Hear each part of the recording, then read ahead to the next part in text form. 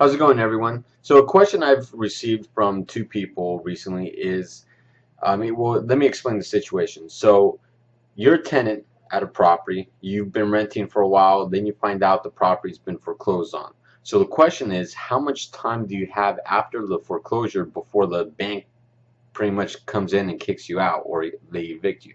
So here's the answer in brief. Now it does vary depending on everyone's individual situation just because of so many different variables. But in a nutshell, here's what it comes down to. So if you are on a month-to-month lease as a tenant, when the property forecloses, the bank is required to only give you a 90-day notice to vacate on the property. After 90 days, they can go ahead and continue with the eviction and unlawful detainer on you. Now, most of the time, the bank's going to offer you some sort of cash for keys, maybe some kind of rental program, something to avoid the full eviction process because the full eviction process is not cost effective. The banks are trying to move these properties off their books, so they're not really trying to make it as difficult for everyone involved. So they will normally come to your door, offer you several options, but if you refuse all these options and just said, hey, evict me, they're required to give you a 90-day notice.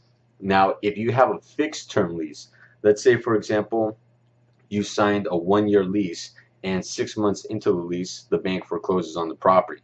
The bank is required to honor the remaining 6 months on the fixed term lease, and then after the 6 months, they have to give you a 90-day notice to vacate the property. So you would have, in that example, 9 months basically before you really have to get out. And again, the bank's going to come in and offer you possibly cash for keys where they'll pay you a certain dollar amount to move out, help you out with relocation costs. So that pretty much answers it. The bank is supposed to honor your current lease if it's a fixed term, and if it's month to month, they are just required to give you a 90-day notice to vacate.